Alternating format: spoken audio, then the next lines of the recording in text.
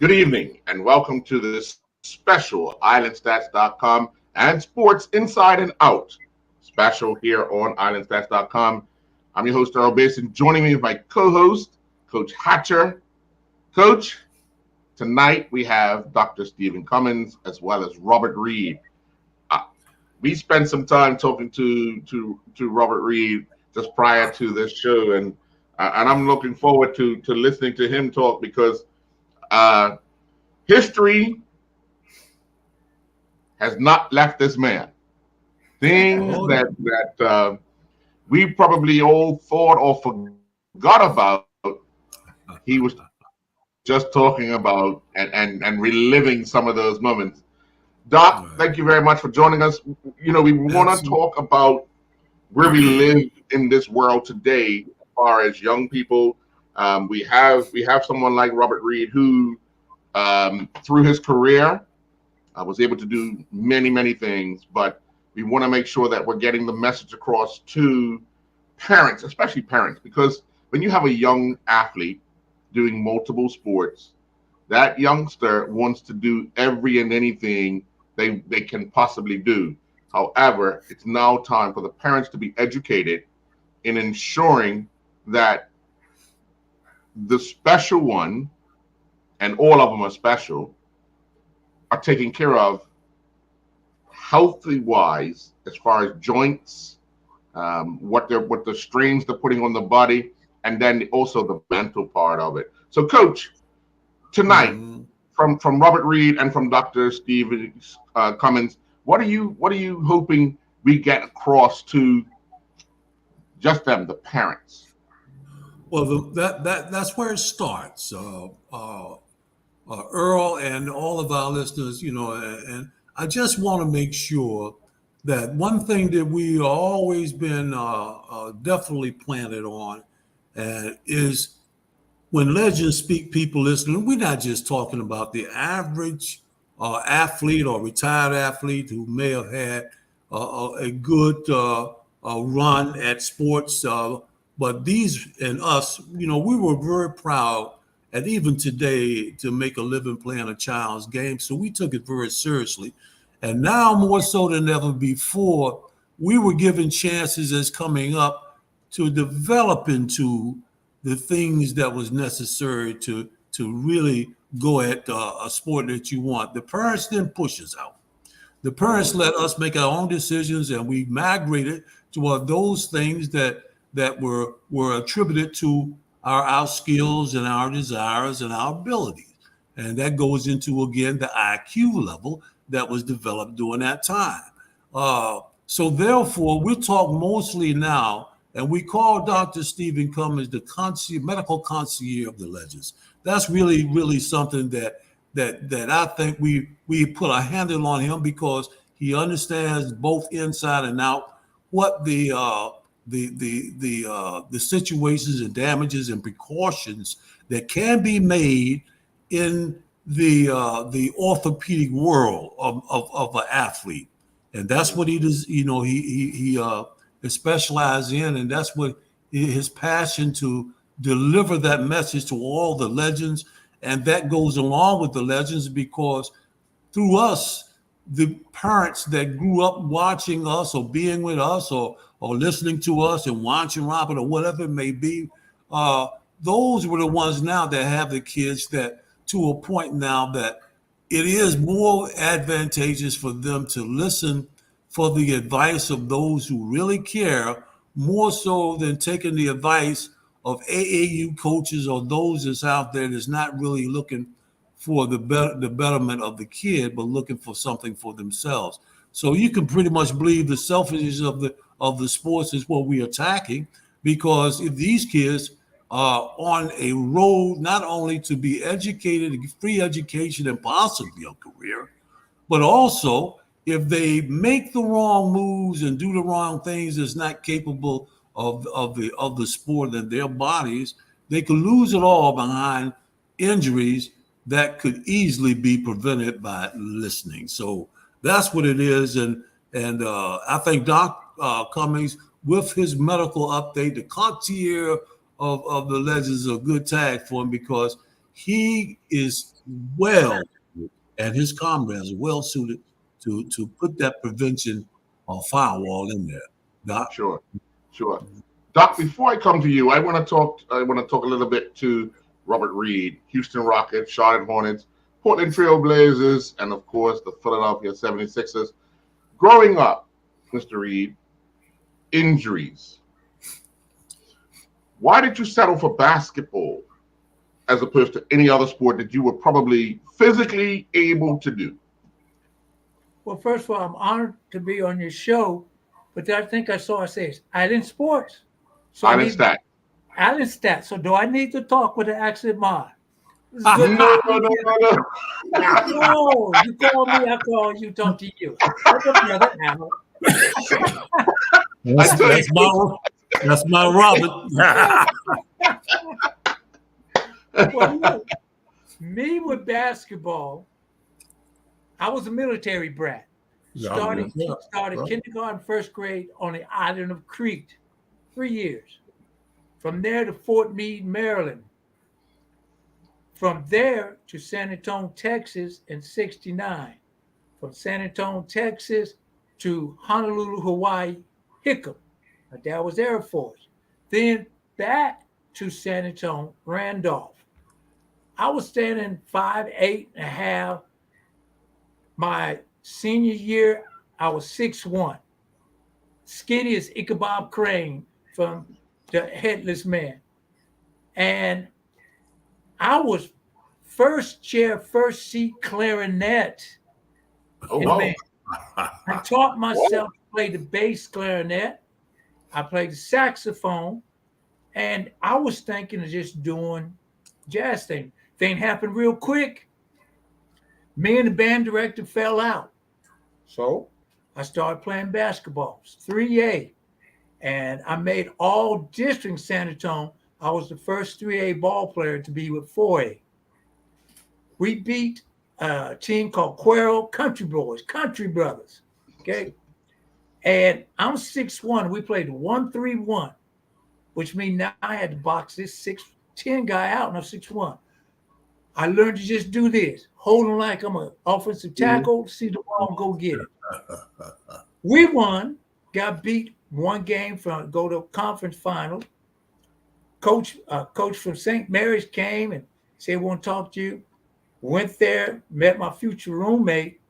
The one reason I went to St. Mary's, they recruited GIs on the GI Bill. Right. You on this team, we don't play. We don't play. I said, hey, that's what I want. So I signed at 6'1".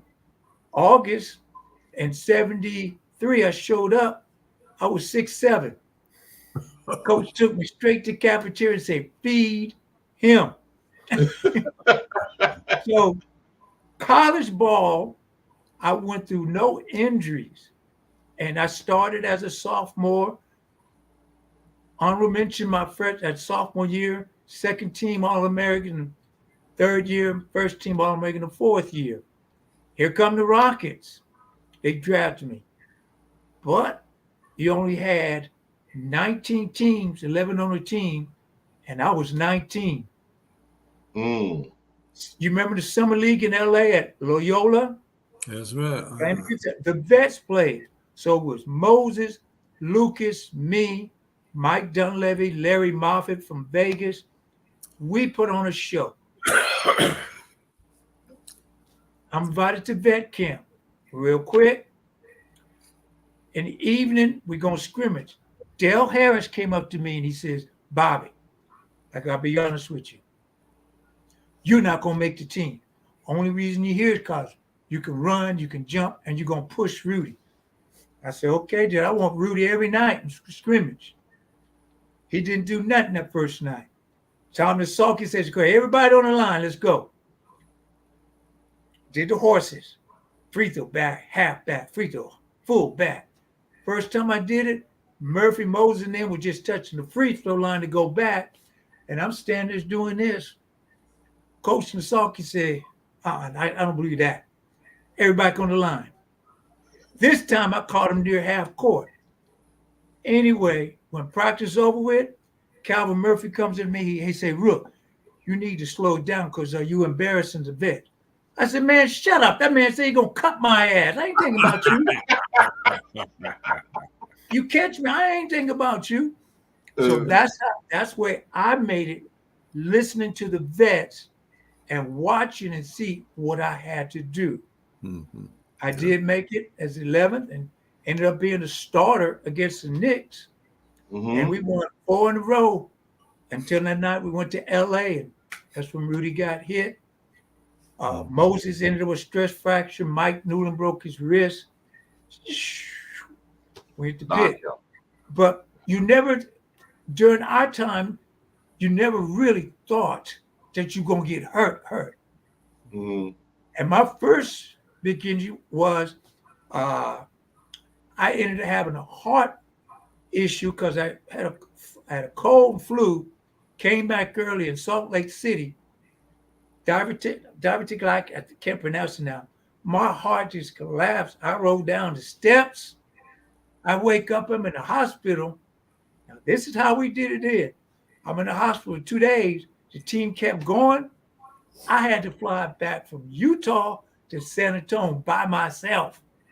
Mm. No trainer, nobody. And my wife picked me up, and my girlfriend at the time took me straight to the hospital, and they hooked me up and said, we're going to check and see. So the biggest thing they had, I ended up beating it. But the third day at lunchtime, you heard it in the come on, would Robert Reed please come back to the room? The doctor's waiting for you. Man, I'm down in the cafeteria line. I'm hungry. Y'all starving me, but it's my heart. Feed me. Yeah. So that was my first one. The second one, you see, let me do this way. You see my pinky. Yes. We beat Kansas City. Boom. Last play, broke it. Doc taped it up after the game. He says, well, we're going to have to fix it. You probably missed the first 2 games for the championship. I did this. I said, man, you put some tape on, but I ain't sitting down. Yeah. I didn't get this far to say, ooh, my pinky hurts. You played because you felt that if I get hurt, we're gonna take care of it. Yes. Yeah. So Coach, again, welcome. You hear Robert talking about, playing through injury and so forth. One thing's for sure, today's society, people are not built like the athletes of yesteryear. Oh, no, no. But when we start talking about youngsters and joints and the challenges of going from sport to sport, what is one of the things you're seeing more regularly now than would have been during Robert Reed's time or even Coach Hatch's time? Well, Before when we Wait, played, Coach, before you say something, let me say this. Parents. Ooh, my baby gonna be rich. Ooh, my baby gonna do that. Mom on the other side of the gym filming, dad's over here. All the thing was my baby gonna make me rich. Go ahead, Right. Coach. well, Hold on, Coach. I was talking to Dr. Cummings. Doc. No. Well, I think that he's right on there. Follow the money. When it comes to the tournaments, you got all this it's all about travel ball. Well, if you just have your town team and you're just playing local teams in one gym, there's a small fee, but nobody's making a lot of money. But as soon as you throw a tournament, you get a sponsorship, you make every team pay, every parent pays, and the parents think, well, this is my ticket to get my kid to get to college, and I got to do travel, and then they're going to spend more money on the tournament. And it's all these people along the way just saying, all right, come on, let's keep selling the dream. Yes, and parents get really caught up into it, and the kids just want to go out there and play. It's this whole generation of people figured out how to make money off of it, and the kid way down here throwing too much or just going too hard, too many sports, overlapping seasons. and then they're getting burnt out. They're not enjoying themselves. If we got to get back to sports just being about being part of a team, having fun, and Yes. and all a small fraction of people are ever going to make money playing sports. And I'm fortunate to be in a conversation with people who were that good. I was not that good. I'm a failed aspiring professional athlete, but I found something else to do, and I appreciate everything I learned from sports. But I think that we lost where sports should be in perspective for most people. And then if you have that perspective and you excel, you'll do well at the next level if you're one of those special people. But there's so much that we can get from sports, and it's a lot of negative things have happened around sports, and more sports for more kids. The more kids that can access sports is good. But when we have this kind of arms race to just see who can play the most sports at the youngest age, it gets out of control. It's so true. You're absolutely. Yeah. Go ahead, Doc. Real quick, Coach. You're so right. When you got a team in Dallas that's coming in here at Houston to play in the league that weekend, they don't come by bus. They come in a private jet. Mm-hmm. Okay, private jet, and got warm-up suits that make Michael Jordan and LeBron look like the spanking our game. Yeah. So Wait, I'm sorry. Before you jump in, we're going to take a quick commercial break. When we come back, we'll start off with you, Coach. We'll be right back. Yeah. Where you from, Doc?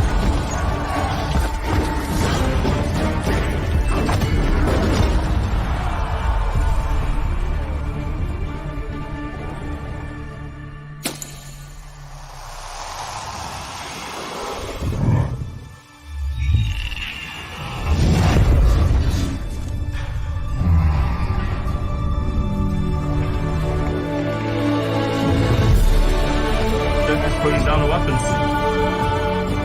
You seen this?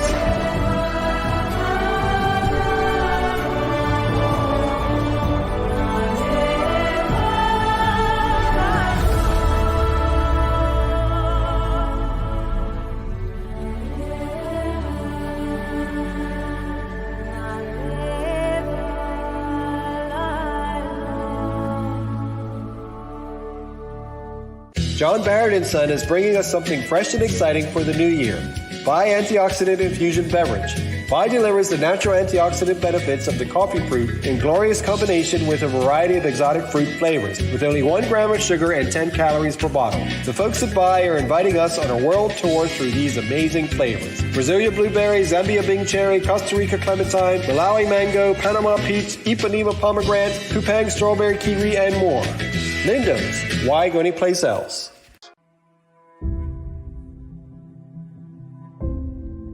I'm also thankful and grateful because my greatest value of my life is my legacy. But why I do it?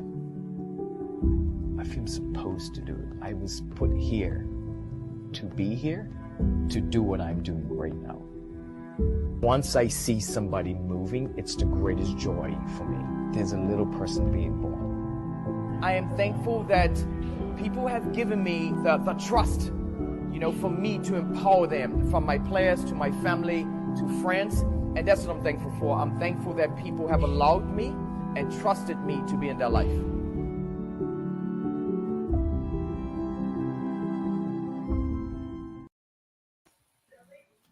And welcome back. Well, Coach, you were about to add something to the conversation from what Dr. Cummings and what Robert Reed had said. So go ahead. Yeah, two quick elevators on it. For Robert, he's point on with it. When we came up, way before when we came up, it was an honor. It was a great thing to be able to play in your neighborhood rec team. That was the world for us. That was our so-called gang they have now. Would be something way more positive if basketball or sports or recreation and recreational centers and leagues were still into play, because then the kids were playing and honoring their communities and whatnot. But also there was no such thing as pariahs. Pariahs out there, the guys who are truly the pimps of boys who are trying to do something with their lives, are really the ones that are really taking on the dreams of a family, particularly of a single family, or mother a full family, and putting dreams into a kid that he's lost perspective of the sight of what the sport is. The sport is something treasured to be able to interact and play with others to be able to create a point of success. That is ultimately the thing of a coach or whatever it may be. But these kids now don't even have a chance to be kids.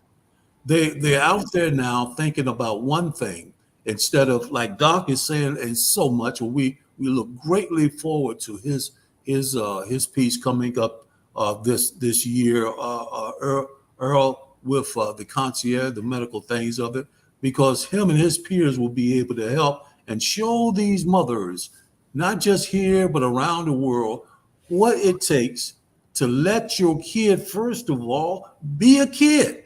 Let him learn how to be a kid and enjoy his life, because once he gets them to the point that they're being used now, we used to do that when we were just about ready to go to college. And guys like, we scouted Robert Reed when he was a freshman at Mary. Me and Wally, of course, Wally was scouting for the Sixers, and I was scouting for Europe.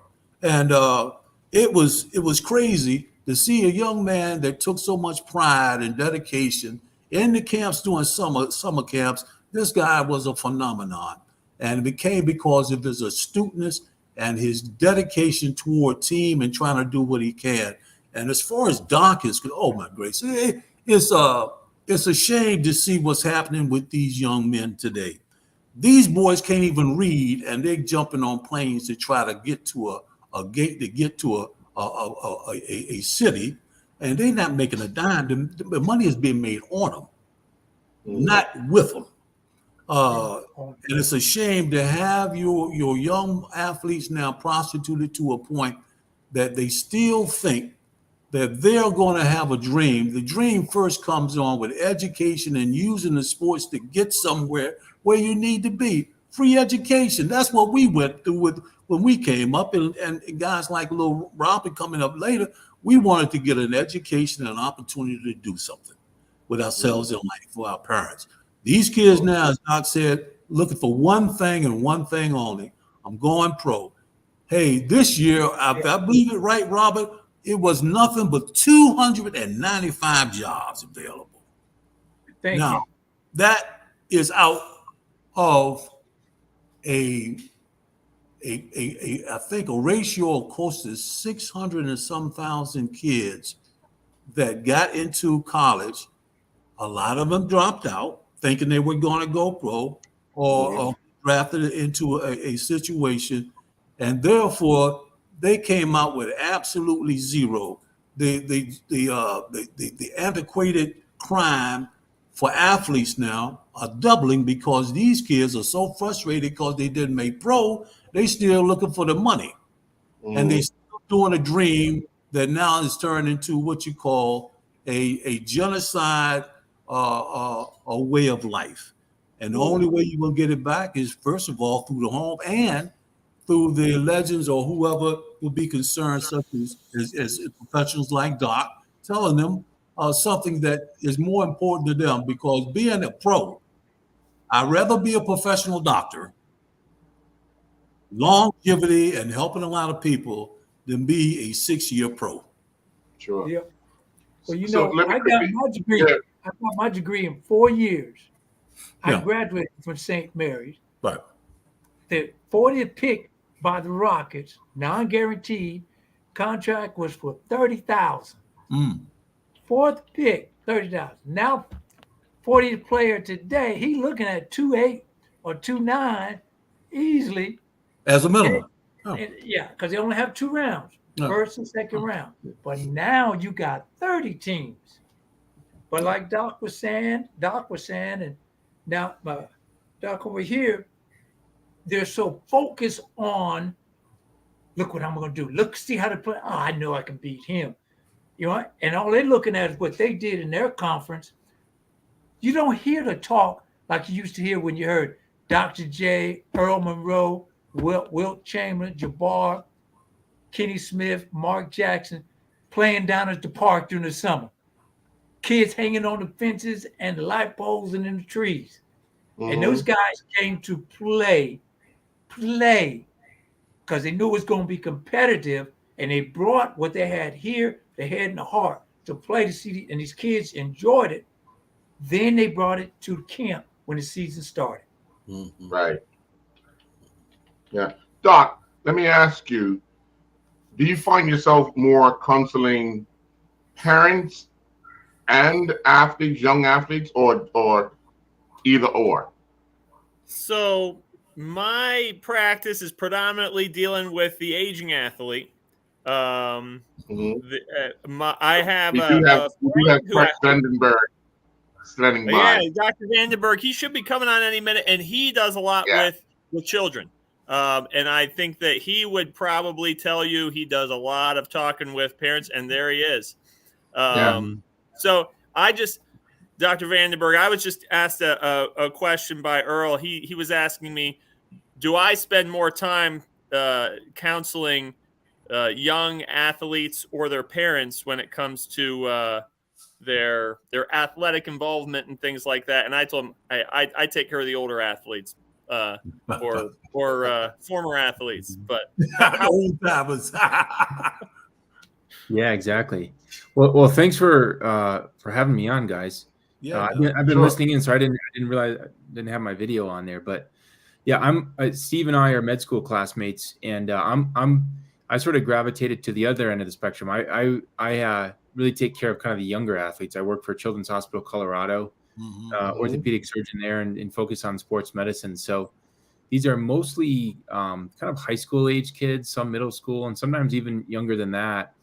And yeah, I really agree with everything you were saying on just where youth sports is going. And I'm a parent now, but I have a younger kid, a toddler still. So I'm not in the sports space yet. Yeah, that's coming. So I think parents have a really good awareness of just all of the changes that have happened, how competitive it's gotten. Kids are specializing earlier. And so I think for me personally, one of the reasons I've gravitated to this area of medicine specifically is because I like just taking care of all the kids. And it's not about being an elite athlete or making it to, collegiate level necessarily. If that's their goal, that's great. I want to support that. But it's just fostering a healthy lifestyle and getting them engaged and having fun with sports. And just if they can learn that at a young age, I think that sets them up for a lifetime of being engaged in activities, whether it's sports or just being physically active and healthy. And so that's one of the things I really enjoyed about the population of people I help take care of, kind of this younger age group. Occasionally we do get, really elite high-end high school athletes or even collegiate athletes as well, which is fun in its own right. But the majority of people are going to fall into just more the camp of a recreational athlete and competitive. They like doing what they do, but it's fun to be able to help keep them healthy and develop those healthy habits from an early age.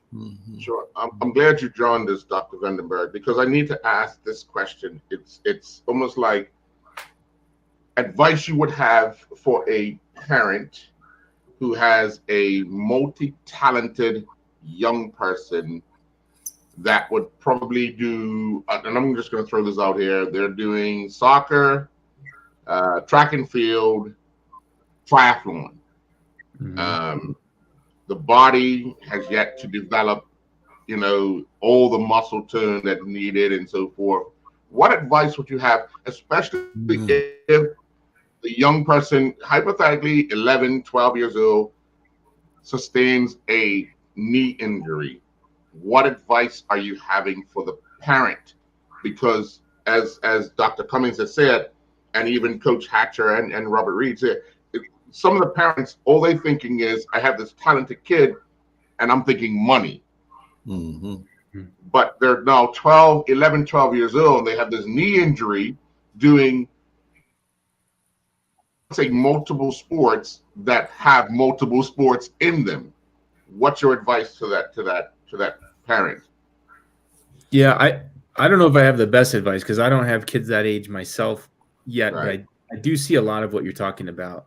Are these sometimes it's a challenge when there's kind of a discordance, if you will, between what the kid wants to do and what the parents want to do. And it's not uncommon. You have a really gung-ho mom or dad, and the kid's kind of like, I'm just sort of wanting to do this for fun. I don't necessarily know that I want to be pushed the way my parents are talking about this. And we know there's a few things on that, really. One, I've looked at this data from something called the Aspen Institute. They do a really good job of survey data. What they do every few years is they'll survey around 30,000 households, and they'll get and they look at a few different topics, one of which is youth sports.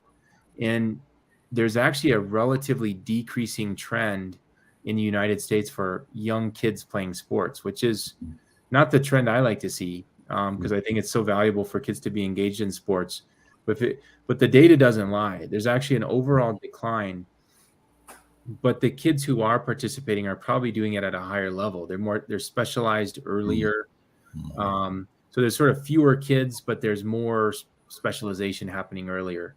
And so when you ask these young kids, the ones who are no longer playing sports, why is it that you're not playing? And number one reason by far every time is they're just not having fun.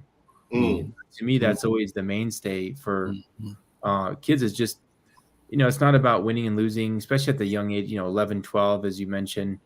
It's just about having fun, getting them active, and figuring out what they really enjoy doing. The parents have their own sets of concerns. It's whether it's the financial aspect of it, the cost of various travel leagues, or they don't get along with a coach, or just taking their kids out of school, things like that. But, I love that when I see these kids playing multiple sports, because we know the value of being involved in a variety of different activities. The kids who play one thing year round, they're much more prone to the overuse injuries, the same kind of movement patterns over and over. There's definitely a fine line there between what's healthy and what's too much. And, I think it is somewhat protective to play multiple sports, because they're doing different activities, different movements, and they can to some extent maybe avoid some of these overuse patterns. Well, we're going to take another commercial break. When we come back, Mr. Reed, I want to ask you about if you would have known you were going to be 6'7", 6'9" at 5 years old, what would you have done different? But we're going to get to that right after this commercial break. We'll be right back. I'm also thankful and grateful because my greatest value of my life is my legacy. But why I do it? I feel supposed to do it. I was put here to be here, to do what I'm doing right now. Once I see somebody moving, it's the greatest joy for me. There's a little person being born. I am thankful that people have given me the trust, for me to empower them, from my players to my family to friends. And that's what I'm thankful for. I'm thankful that people have allowed me and trusted me to be in their life.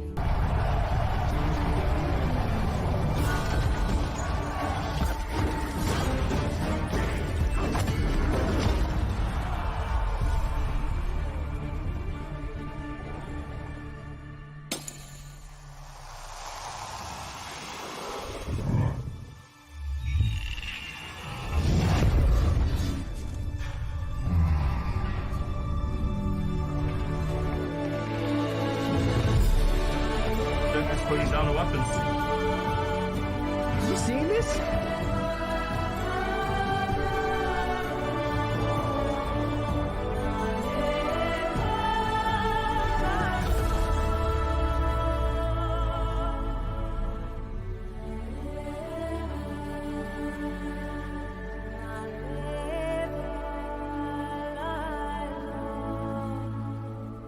Here's one of our favorite feature brands, true veterans of the food awareness movement.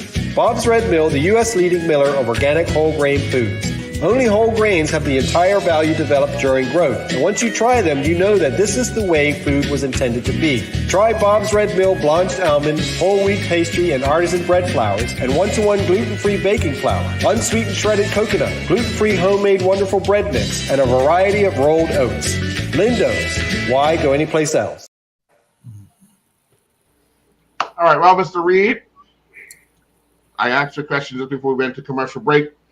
If you would have known you were going to be 6'7", 6'9" at 5 years, what are some of the things you would have done differently as a young person, thinking you're going to get to the NBA?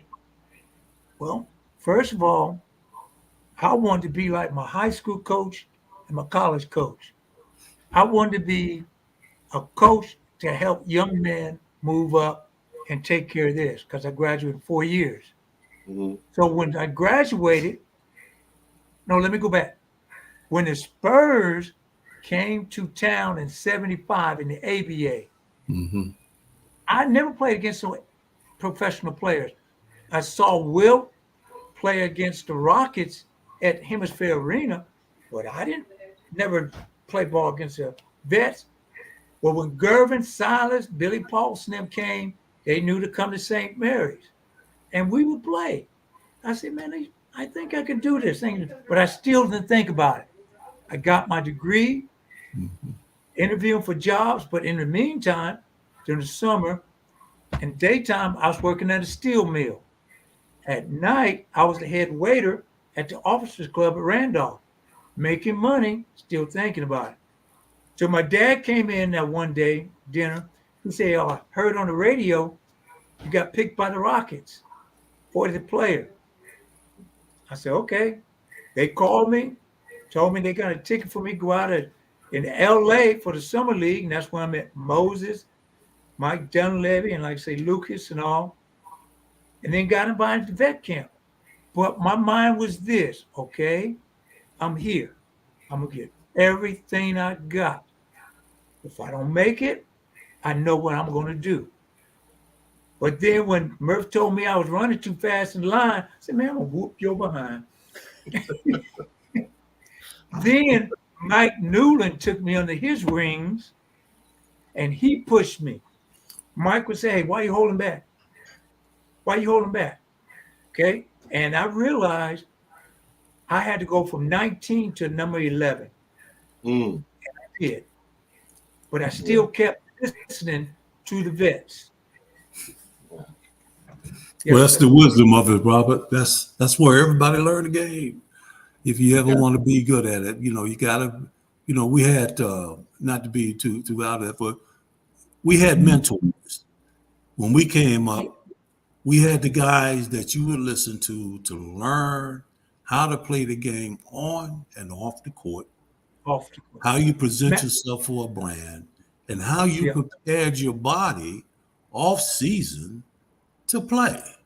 And it wasn't a monstrous regime, Earl. It was the simple things to have good resistance, good wind, dexterity, and 2/3 of it was in the mind of determination. Kids now have all the things, and I think Doc can adhere to what I'm saying. They got every machine in the world to make them qualified to be the specimen they need to be, and many of them still come out with a lot of dexterity and orthopedic injuries.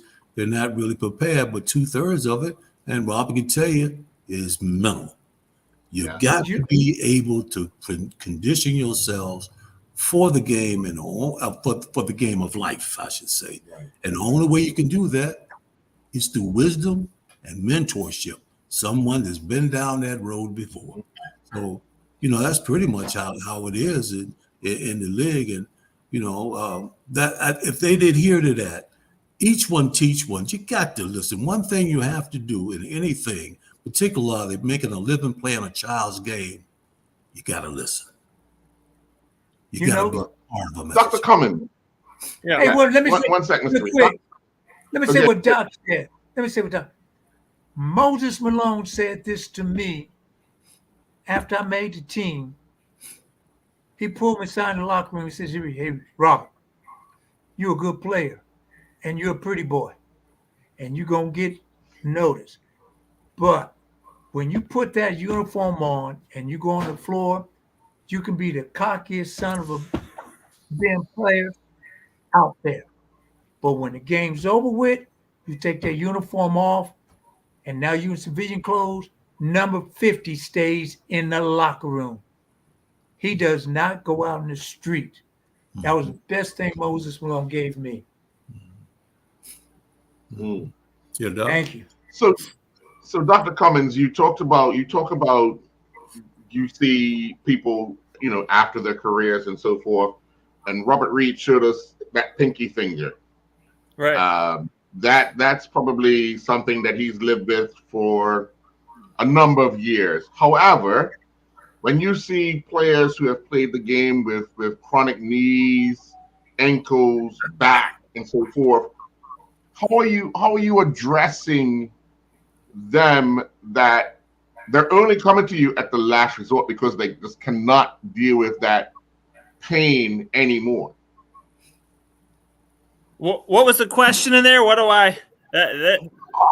How are you treating them? That because as we know, professional athletes, even amateur athletes, we only go to the doctor when we cannot deal with that pain anymore, and we're going way past that quick fix that you could have done, years ago, sort of thing. Yeah. So how are you advising? How are you treating? How are you recommending that they move forward? Well, I would say a lot of times on athletes and the aging athletes, we'll see some pretty impressive imaging, whether it's an MRI and X-ray. Say, oh boy, this is a big problem. But I think it's important to not get tunnel vision and say, hey, the X-ray shows this, the MRI shows this, therefore we need to do this. And to look at the patient as a whole person. And I find that a lot of my athletes, former athletes, aging athletes, while their images may be pretty significant, they have often developed pretty significant compensation with developing other muscles where the tendon's torn, or their ability to cope with pain is such that, hey, maybe we don't need to do a more aggressive surgical treatment.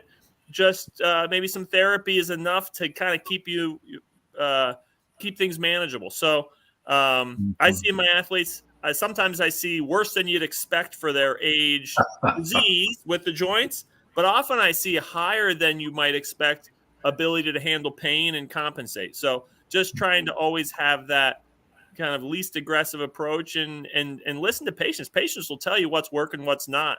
And I'm always learning from my patients what's working, what's not working, and different personalities respond better to different treatments.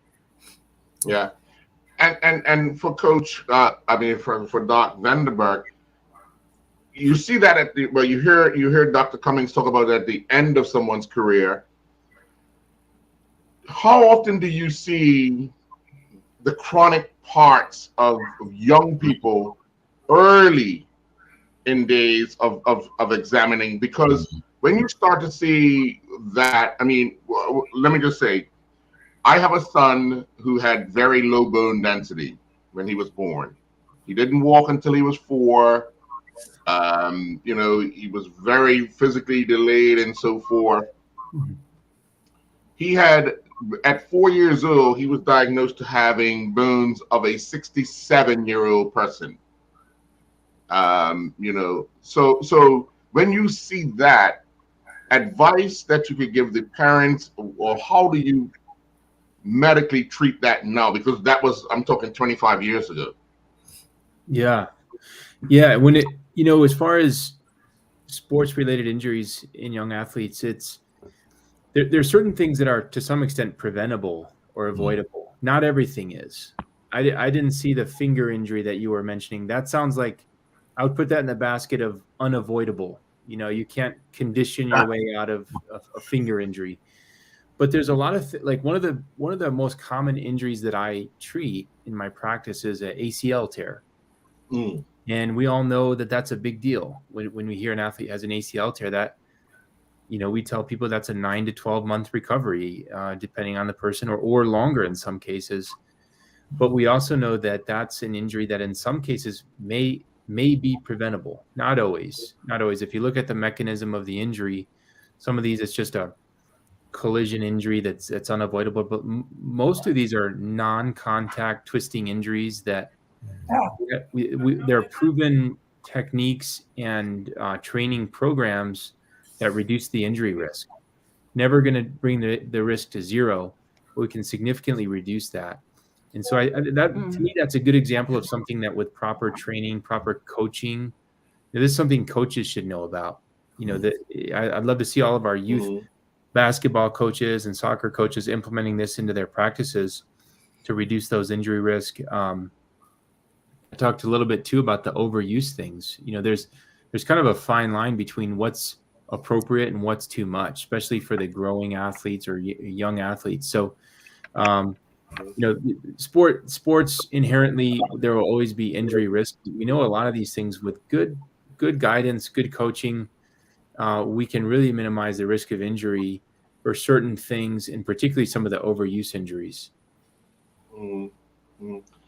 Hey, Coach, when you were recruiting for Europe, and I'm pretty sure when Robert was being recruited for the NBA, how often did you look at speaking with somebody in the medical field to ensure that the athlete or the basketball player you were recruiting had everything they needed to make it, understanding that they were going to be this quote unquote superstar? Well, the difference in the ABA and in Europe or the NBA, what it is now, the European League was more really in tune to the team concept and what each of the ball players were capable of doing with their job description. Everything was locked and loaded into job description.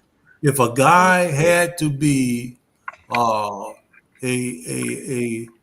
bulldog, he had to be a bull, then he would be part and trained by a specific person to do it. So the European League had specialists, because the European cities, they're serious about sports.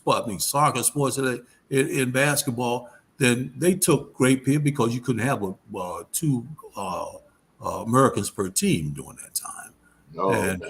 So you had to really adhere and be in top physical condition, even though the season was short, only 40 games.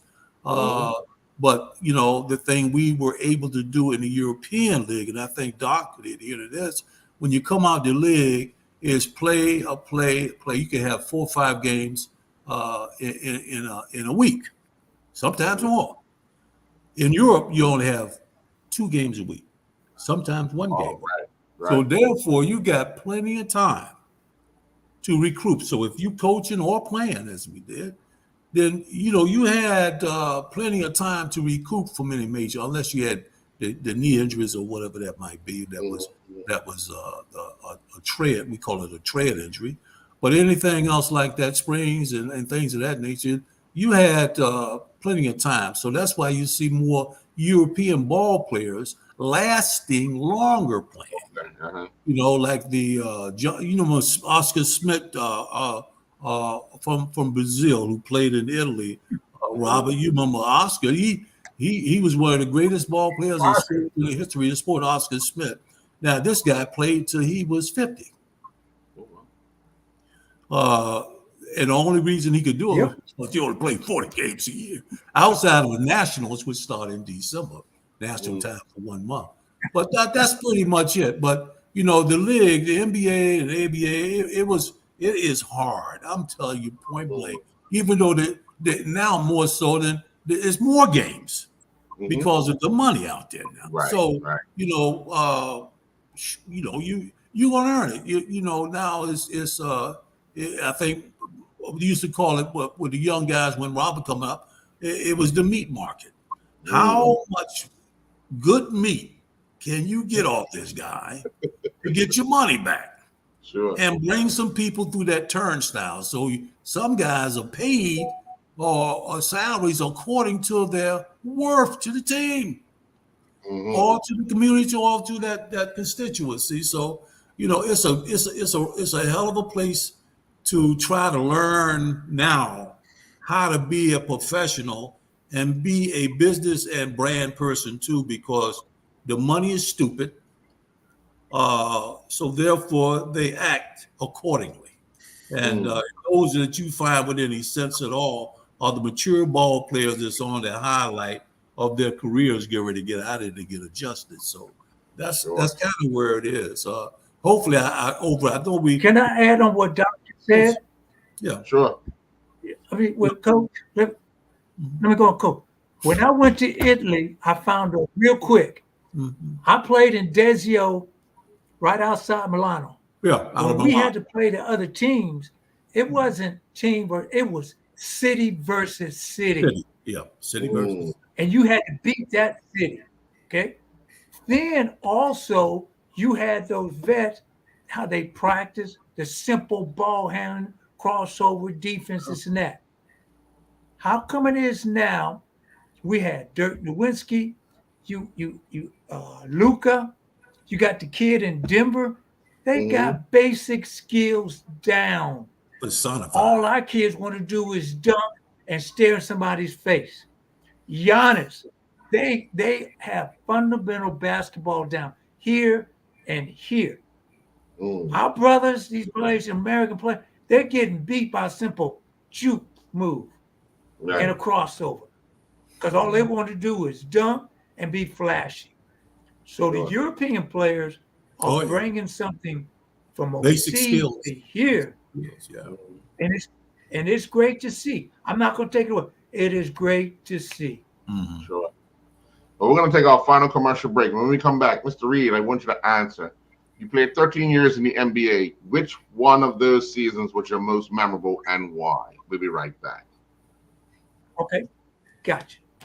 It seems everyone knows someone who's lactose intolerant or just avoiding dairy products. And fortunately, there's a growing array of delicious and nutritious alternatives.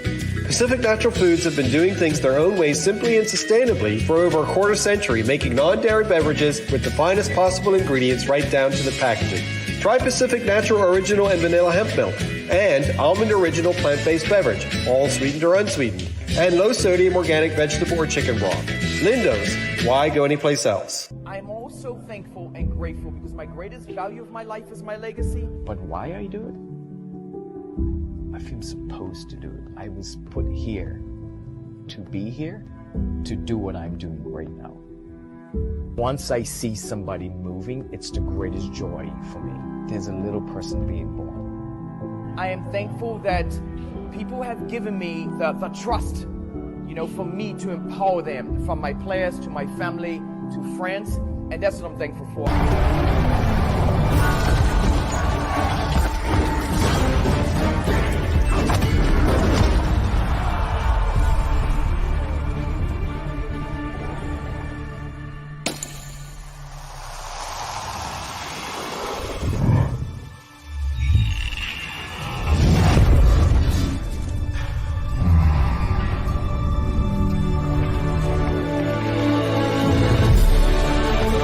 Putting down the weapons. You seeing this?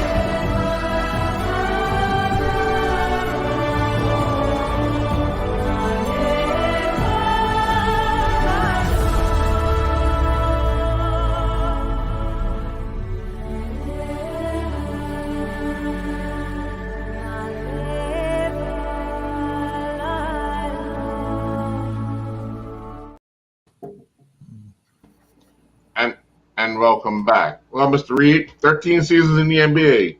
Which one was the most significant for you and why? 1985-86. Our first team was John Lucas, Louis Lloyd, Rodney McCray, Ralph, and the Dream. Coming off the bench, Alan Level, Mitchell Wiggins, myself, Jim Peterson, and Granville Waiters, and we had Hank McDowell and Craig Eagle on the bench. First unit never could beat us. Never could beat us, but we competed. Why was it significant? You remember we lost John Lucas in the spring. Mm-hmm. Coach Fish comes to me. He says, Robert, sit down. I'm going to run it. I'm thinking of starting you at point guard. I said, okay, coach. No problem. I was going back and forth. He said, yeah, there is a problem. If I start you, got still too many games, you're out of the 6-man contention. And at that time, which was me and Bill Walton. Mm. Well, I'm looking at him, and I said, I'll tell you what, coach, if you tell me, you say to me right now, you put me a point, I can get us into 1986 championship finals. Before I finish, he says, yeah, you can. We did. We got to the finals. I was still getting mine, but I had to make sure everybody got theirs first. Mm-hmm. Got to see. We were doing good. Okay. Game in that series, we lost. I lost to Larry Bird. And I lost the 6-man to Bill Walton. I said, ain't this a bite? I should have went back. Time machine. I don't think so, coach. I want a quantum leap. I'm going back. Change. But no, that was a team that we picked each other up. I was the oldest on that team by then, and then Allen. But we connected on the floor. And it was a great team. Very great team. Team Olajuwon was a great teammate for you. It was and there were times after practice, Coach Fish would have to come out and turn the lights off because guys were still out there shooting. We took it here. Mm-hmm. What we got here is rockets, and when we bring it on the floor, that's what we're doing for our fans. Not the TV. There were no big endorsements. Mm-hmm. Come on, man. Not like they're getting now. Oh, yeah. We play for the fans. Yeah, I'm sure. Dr. Vanderberg, let me ask you, as we start to wrap up this, how often should an athlete visit a doctor such as yourself, not the regular GP, when they're active in multiple sports? How regularly should, for the parent's sake, how regularly should they, even if the kid is not experiencing any signs of injury or of anything, because muscles develop, bones develop at a young age. So how regularly should they come and see someone in your field just to make sure that everything is aligning just right? Yeah, one of the things I've realized over the years doing this is sometimes the best thing I can do for a family is give them reassurance. You know, to hear that from someone like myself, it just gives them a lot of relief. Say, actually, everything looks okay. So sometimes we do see that, just a kid that's doing just fine, no specific injury, and they just need some reassurance to stay on that track. Really what we do, and maybe it's a commentary on our medical system, is we kind of see them once they're already injured. Right. And probably, if we could focus more on prevention, clearly that would be a much better strategy. One of the ways, and maybe not so much myself, what I directly do, but we have a lot of athletic trainers that we work with. And that's been a really valuable resource for us to work within various school settings or club sports settings and kind of educate them on some of the prevention strategies that I was alluding to. So I think that getting some awareness and education out there in some of these prevention programs and strategies could go a long way. So that's where some of our focus is right now. Sure. And Dr. Cummings, obviously, in a place like Bermuda, we have several professional athletes, but we have more amateur athletes that put their bodies through the same thing as the professionals do, not to the level that the professionals do, but they put their bodies through the.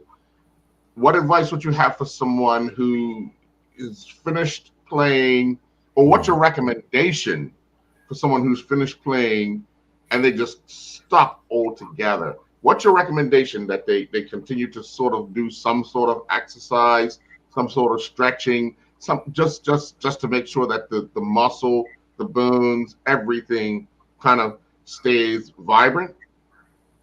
If you don't move it, you lose it.